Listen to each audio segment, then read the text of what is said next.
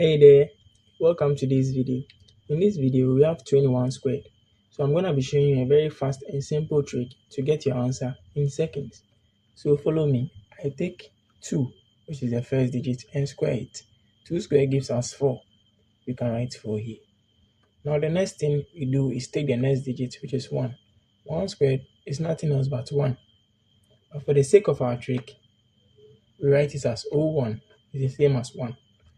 Now we take 2 times 1 and times 2, which is the exponent. So the product of it, 2 times 1 gives us 2 times 2, which gives us 4. So we can write 4 here and add a 0 at the end.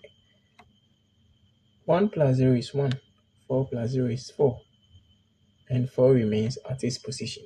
So 21 squared is 441. Thanks for watching this video, and don't forget to subscribe and like. See you in the next one. Bye bye.